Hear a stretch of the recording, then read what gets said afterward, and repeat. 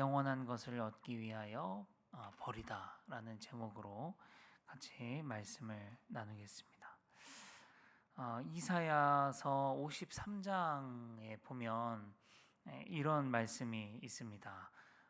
한번 같이 읽어보면 좋겠는데 이렇게 나오네요. 네, 제가 읽어드리겠습니다. 이사야 53장 6절에 보면은 우리는 다 양 같아서 그릇 행하여 각기 제 길로 갔거늘 이라는 말씀이 있습니다.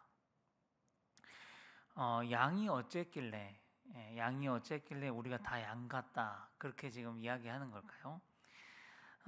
이 말씀은 양의 어떤 특징 때문입니다. 양은 시력이 안 좋기 때문에 방향 감각이 매우 떨어지고 부족합니다. 그래서 양은 일단 스스로 길을 찾을 수가 없습니다. 이 길로 가야 되는지 저 길로 가야 되는지 양은 몰라요. 양은 들판을 걸어갈 때 시력을 의지해서 앞을 보고 가는 게 아니라 그럽니다. 보이는 거라고는 바로 내 앞에 가는 녀석의 엉덩이밖에 안 보인대요. 그러면 양은 어떻게 길을 가냐면 양은 목자의 음성을 듣고 길을 간대요. 오른쪽에서 목자의 음성이 들리면 오른쪽으로 가고 왼쪽에서 목자의 음성이 들리면 왼쪽으로 간다는 것이죠. 이 말이 무슨 말이냐면 왕은 오로지 목자의 음성에 의존해서 산다는 것입니다. 그러면 반대로 말하면 뭐예요? 반대로 말하면 양이 목자의 음성을 듣지 못하는 순간 갈 길을 잃어버린다는 거죠. 그렇죠? 그런데 이사야 이 53장의 이 말씀이 우리가 바로 이 양과 같다라고 말씀하신다는 것이죠. 우리가 목자인 주님의 음성을 듣지 못하는 순간 우리는 길을 잃어버리고 각기 제 길로 가버리는 연약한 존재이다라는 뜻이죠. 자, 그러면 각기 제 길로 간다는 게 뭔가요? 우리의 본성인 죄를 따라서 간다는 것입니다. 하나님이 아닌 죄를 좋아하고 하나님이 아닌 세상의 것들을 의지하고 하나님의 말씀을 경히 여기고 하나님을 마음에 두기 싫어하고 하나님이 아닌 다른 우상을 마음에 섬기는 것입니다. 오늘 말씀을 이렇게 보면요, 바벨론이 심판을 받는 이유 두 가지를 찾아볼 수가 있는데요, 마찬가지입니다. 바벨론은 하나님의 음성을 듣지 않기 때문이죠.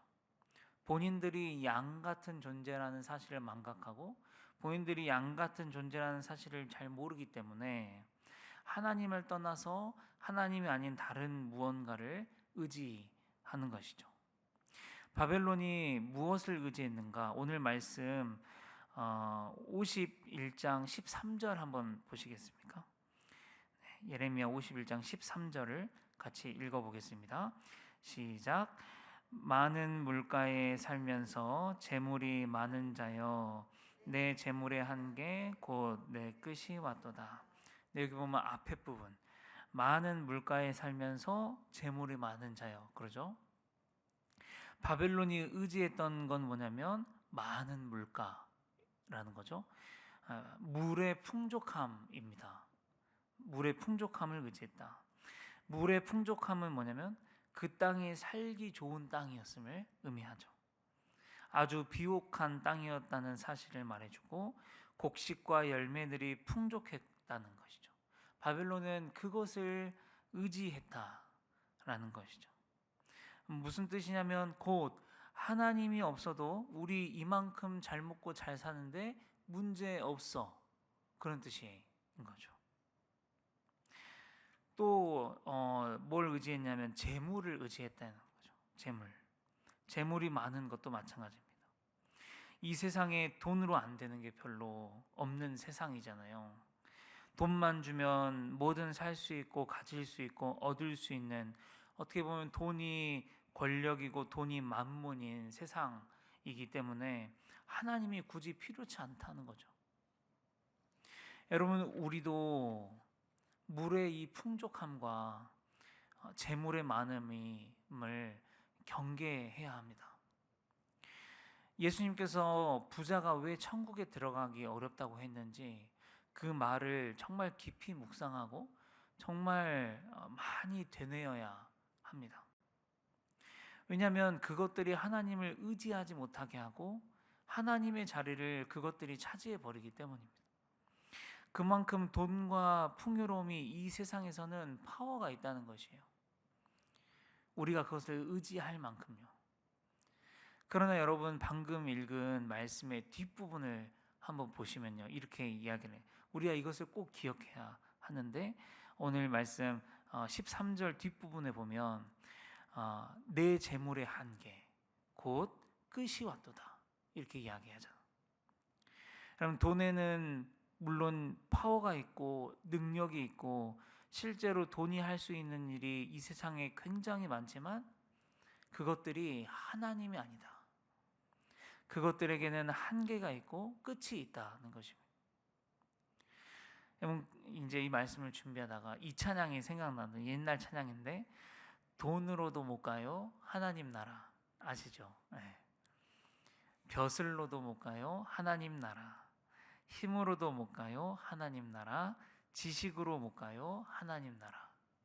그런데 대신에 거듭나면 가는 나라 하나님 나라, 믿음으로 가는 나라 하나님 나라. 여러분 돈으로는 못 갑니다 하나님 나라. 돈으로는 받을 수 없습니다 구원. 돈으로는 될 수 없습니다 하나님의 자녀. 그래서 돈이나 풍요로움을 마치 하나님처럼 여기게 만드는 마귀의 이 꾀임으로부터 우리가 경계하고 벗어나야 합니다. 그래서 오늘 예레미야는 갑자기 이런 말씀을 하는 것이죠. 오늘 말씀 15절부터 17절 한번 보시겠어요? 15절부터 17절 말씀 같이 읽어보겠습니다. 시작. 여호와께서 그의 능력으로 땅을 지으셨고 그의 지혜로 세계를 세우셨고 그의 명철로 하늘들을 펴셨으며 그가 목소리를 내신즉 하늘에 많은 물이 생기나니 그는 땅 끝에서 구름이 오르게 하시며 비를 위하여 번개를 치게 하시며 그의 곳간에서 바람을 내시거늘 사람마다 어리석고 무식하도다. 금장색마다 자기가 만든 신상으로 말미암아 수치를 당하니 이는 그 부어 만든 우상은 거짓이요 그 속에 생기가 없음이라. 아멘. 돈, 물의 풍요로움, 비옥한 땅, 나무의 과실, 그게 뭔데? 그게 능력이 있으면 얼마나 있냐는 것이죠. 그것을 누가 있게 했고 그것을 누가 맺게 했냐 있는 것입니다. 그것을 만드신 분이 하나님이시고 하나님이 열매를 허락하지 않으면 너희들은 열매를 얻을 수 없다라는 것이죠. 그러니까 말씀하잖아요. 사람마다 어리석고 무식하도다. 다들 자기가 마음에 만든 마음의 우상들로 말미암아 자기들이 수치를 당하는도다. 그것들은 다 거짓이요 그들에는 생기가 없음이라. 여러분 그러다 보니까 이 말씀이 생각나요. 누가복음 12장 27절에 제가 한번 읽어드리겠습니다. 백화파를 생각해 보라는 거예요. 예수님이 실로 만들지도 않고 짜지도 않으니라. 그러나 내가 너희에게 말하노니 솔로몬의 모든 영광으로도 입은 것이 이 꽃 하나만큼 훌륭하지 못했다죠. 이 세상에 솔로몬보다 더 재물을 많이 가진 사람이 있었을까요? 솔로몬은 성전을 아예 금으로 도배해버릴 만큼 엄청난 재력이 있었죠. 그런데 솔로몬의 이 모든 영광으로도 입은 것이 하나님이 지으신 이 꽃만 못했다. 그렇게 이야기하고 또 베드로전서 1장 24절 25절에 보면 그러므로 모든 육체는 풀과 같고 모든 영광은 풀의 꽃과 같으니 풀은 마르고 꽃은 떨어지되 오직 주의 말씀은 세세토록 있도다 하였으니 너희에게 전한 복음이 곧 이 말씀이니라. 마찬가지죠. 이 세상에서 온갖 금품으로 치장한 육체와 큰 재력으로 모은 모든 영광이라도 단지 풀의 꽃과 같다. 풀은 마르고 꽃은 떨어지는데 그러나 오직 주의 말씀은 세세토록 있다는 것이죠. 여러분, 결국 무엇이 정말 영원한가, 이것을 기억하고 마음에 꾹 담아둘 필요가 있어요. 오늘 마음에 꾹꾹 눌러 담으셨으면 좋겠습니다. 오직 주님만이 영원하시지. 오직 주의 말씀만이 영원하고, 오직 주의 말씀만이 힘이 있고, 오직 주의 말씀만이 영원히 권능을 발휘하시고, 이것을 마음에 꾹꾹 눌러 담으시고 믿으실 수 있기를 바랍니다. 혹시 짐 엘리엇이라고 하는 사람을 아시나요? 잘 모르시나요? 짐 엘리엇이라고 하는 사람이 있었습니다. 그는 미국의 침례교회 선교사였어요. 그에게는 예쁜 아내가 있었고 눈에 넣어도 아프지 않을 어린 자녀가 하나 있었습니다. 그러나 그에게는 선교에 대한 하나님께서 주신 뜨거운 열망이 있었어요. 그래서 그는 함께 복음을 전할 친구들을 모았고요. 5명이 에콰도르의 미전도 종족 국가인 아우카족에게 복음을 전하려고 시도했습니다. 경비행기를 그들이 사는 땅에 착륙시켰어요. 조심히 그들에게 다가갔습니다. 그러나 너무나 안타깝게도 제대로 복음 한번 전해보지 못하고 그곳에 사는 아우카족의 원주민들한테 전원이 살해를 당합니다. 그의 나이가 불과 29살이었습니다. 5년 후에 지미 엘리엇의 아내가 죽은 남편을 대신해서 복음을 전하기 위해서 남편이 순교한 그 땅을 찾아갑니다. 그곳에서 그들을 위해서 애쓰고 수고합니다. 어느 날 그들 중에 원주민 중에 한 명이 아내에게 이렇게 물었습니다. 당신은 누구이고 우리를 위해서 이렇게 애써 수고하는 이유가 무엇이오? 아내는 이렇게 대답합니다. 나는 5년 전 당신들이 죽인 그 남자의 아내입니다. 그러나 우리가 여기 다시 오게 된 것은 바로 하나님의 사랑 때문입니다. 그 후로 그들은 모두 예수 그리스도를 영접했고 남편을 죽인 청년은 목사가 되었습니다. 남편을 죽인 청년이 다시 물었습니다. 왜 당신 남편과 친구들은 우리에게 총을 쏘지 않았소? 아내가 대답합니다. 하나님에게는 아들이 있습니다. 그는 찔려서 죽으셨습니다. 그러나 그는 복수하지 않으셨습니다. 그 이유는 그를 찌른 사람들이 이후에는 옳게 살게 하시려 하셨기 때문입니다. 이런 이야기가 있어요. 감동적인 이야기죠. 집에 가셔가지고 유튜브에서 짐 엘리엇 이렇게 검색하시면 영상을 찾아보실 수 있습니다.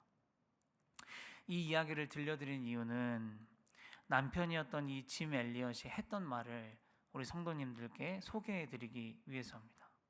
그는 이런 말을 했어요. 영원한 것을 얻기 위하여 영원하지 않은 것을 버리는 사람은 결코 바보가 아니다. 사랑하는 성도 여러분, 영원한 것을 얻기 위해서 영원하지 않는 것을 버리는 것이요. 그것은 결코 바보가 아니다. 이 짐 엘리엇의 가르침처럼 우리가 영원한 것을 얻기 위해서 영원하지 않는 것들을 버릴 수 있으면 좋겠어요. 우리가 되었으면 좋겠습니다. 그 사람이 바로 구원받은 사람이요, 그 사람이 바로 하나님의 백성이요, 그 사람이 바로 하나님 나라를 상속으로 받는 사람인 줄 믿습니다. 영원한 것을 얻기 위해서 영원하지 않은 것을 버릴 줄 아는 우리 성도님들 되시기를 소망합니다. 기도하겠습니다. 아버지 하나님, 우리가 얼마나 세상에 썩어질 것들을 의지하며 살아갔는지 돌아보게 하시니 감사합니다. 오늘 다시 한번 영원한 것은 오직 주님 한 분뿐이고 주의 말씀뿐임을 기억하게 하시니 감사합니다. 아버지, 우리가 썩어질 것, 세상의 것들을 의지하지 않게 하여 주시옵소서. 오직 하나님만 의지하게 하여 주시고 영원한 것을 위해서 영원하지 않는 것을 버릴 수 있는 그런 지혜로움을 우리에게 허락하여 주시옵소서. 그래서 이 땅에 살아가는 날 동안 오직 주님 한 분만으로 우리가 만족하며 살아갈 수 있도록 아버지 인도하여 주시옵소서. 내가 남보다 조금 덜 가졌고 내가 남보다 조금 못 먹을지라도 오직 주님 한 분만으로 누구보다 즐겁고 누구보다 행복하게 살아갈 수 있는 하나님의 복된 자녀들 될 수 있도록 아버지 인도하여 주시옵소서. 예수님의 이름으로 감사하며 기도합니다.